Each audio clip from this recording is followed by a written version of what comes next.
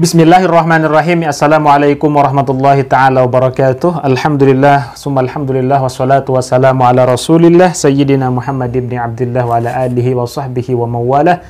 Amma ba'd.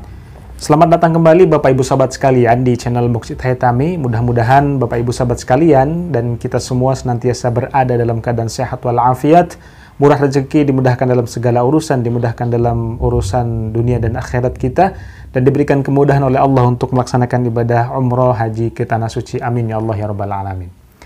Pada video kali ini saya akan menceritakan satu pengalaman yang akan nanti saya bahas berdasarkan ayat suci Al-Quran dan kisah-kisah zaman Nabi terdahulu. Mudah-mudahan ada manfaatnya untuk Bapak Ibu sahabat sekalian, yaitu tentang satu peristiwa yang menurut saya luar biasa, ya, di luar dugaan maksudnya, yaitu ada satu jamaah yang Masya Allah awalnya tidak bisa melihat Ka'bah, tapi kemudian setelah mengamalkan ini, ya kemudian dibuka matanya untuk bisa melihat Ka'bah. Seperti apa ceritanya? Tonton terus videonya sampai habis, dan jangan lupa yang baru bergabung di channel ini untuk subscribe, like, dan juga komen sebagai support untuk terus berkembang. Terima kasih. Bapak Ibu sahabat sekalian, pada saat saya membawa jamaah, ada satu jamaah yang qadarullah saya juga tidak paham kenapa sebabnya, ya, tetapi kemudian saya menyaksikan bahwa satu jamaah itu memang tidak bisa melihat Ka'bah. Ya, lalu setelah saya antar untuk ke pelataran Ka'bah, maksudnya untuk ke dekat Ka'bah, ya, dan melihat secara langsung, alhamdulillah bisa melihat Ka'bah, yaitu dengan membaca selalu dan senantiasa membaca istighfar, salat taubat, dan memohon ampun kepada Allah Subhanahu wa Ta'ala atas dosa-dosa yang pernah diperbuat sebelum berangkat ke Tanah Suci. Nah, apa hubungannya? Di sini ada di dalam ayat 50 sampai 52 surat Hud, Allah Subhanahu wa Ta'ala memberikan pelajaran kepada kita melalui kisahnya Nabi Hud alaihi salam dengan umatnya, yaitu kaum Ad, ya. Yaitu kita bacakan ayatnya. A'udzubillahi minasyaitonirrajim. Bismillahirrahmanirrahim. Ya qaumi la as'alukum alaihi ajra in ajriya illa 'alal ladzi fatarani afala ta'qilun. وَيَا قَوْمِ اسْتَغْفِرُوا رَبَّكُمْ ثُمَّ تُوبُوا إِلَيْهِ يُرْسِلِ السَّمَاءَ عَلَيْكُمْ مِدْرَارًا وَيَزِدْكُمْ قُوَّةً إِلَى قُوَّتِكُمْ وَلَا تَتَوَلَّوْا مُجْرِمِينَ. Nah, ini ayat 50 sampai 52 surat Hud. Artinya, wahai kaumku, aku tidak meminta imbalan kepadamu atas seruanku ini. Imbalanku hanyalah dari Allah yang telah menciptakanku, tidakkah kamu mengerti?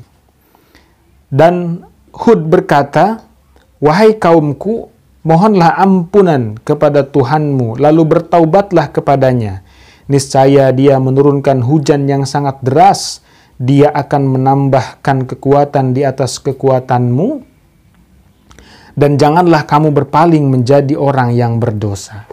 Nah, di sini Allah memerintahkan kepada kaum Nabi Hud, ya, untuk memohon ampun, beristighfar, maka niscaya Allah akan menurunkan hujan yang sangat deras.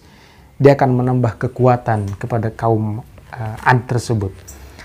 Apa yang dapat kita petik dari peristiwa ini atau dari video ini, bahwa kekuatan daripada istighfar itu sangat luar biasa.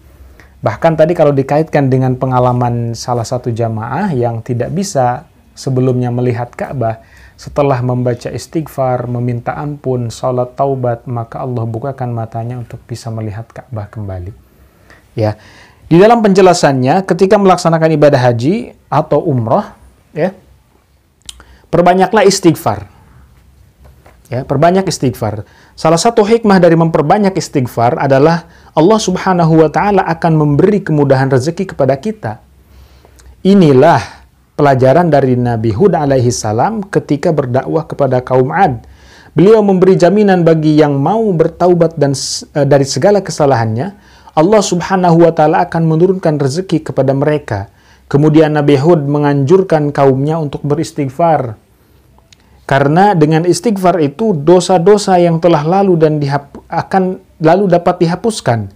Dan hendaknya lah mereka bertaubat dari dosa-dosa tersebut di masa mendatangnya. Barang siapa yang menyandang sifat ini, artinya senantiasa beristighfar kepada Allah Subhanahu wa Ta'ala, niscaya Allah akan memudahkan jalan rezekinya dan semua urusannya, dan Allah akan selalu memeliharanya. Karena itulah disebutkan oleh firman-Nya, niscaya Dia menurunkan hujan yang sangat deras. Ya, keterangan dari tafsir Ibnu Katsir. Jadi Bapak Ibu sahabat sekalian, lafadznya seperti apa? Kita cukup membaca Astaghfirullahalazim, aku memohon ampun kepada Allah yang Maha Agung. Atau kalau kita hafal, kita baca Sayyidul Istighfar. Allahumma anta rabbi la ilaha illa anta khalaqtani wa ana abduka wa ana ala ahdika wa wa'dika mastata'tu a'udzu bika min syarri ma sana'tu abu'u laka bi ni'matika alayya wa abu'u bi dhanbi faghfirli fa innahu la yaghfiru dzunuba illa anta. Bacalah istighfar karena kita tidak lepas dari dosa, salah setiap detik, setiap menit, setiap hari. Kita tidak lepas dari dosa dan maksiat kepada Allah, maka untuk menghapus dosa-dosa tersebut kita perlu senantiasa mengistiqomahkan beristighfar kepada Allah Subhanahu wa Ta'ala. Kita perlu tahu bahwa Nabi SAW yang sudah dijamin oleh Allah Subhanahu wa Ta'ala masuk surga, tidak punya dosa dan kesalahan, beliau membaca istighfar minimal setiap hari itu 100 kali. Sebagian dalam keterangan dalam sebuah hadis, inni astaghfirullah kulla yaumin mi'ata marrah. Itu dalam kitab Riyadhus Shalihin, bahwa aku, sabda Rasul, memohon ampun kepada Allah atau beristighfar kepada Allah sehari semalam tidak kurang dari 100 kali. Rasul saja yang sudah dijamin oleh Allah masuk surga, tidak punya kesalahan, beliau tetap beristighfar.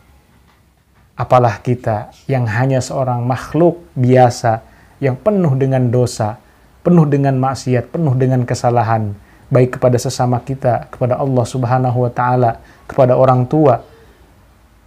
Hendaknya kita harus lebih banyak beristighfar dibanding istighfarnya Rasulullah Shallallahu Alaihi Wasallam.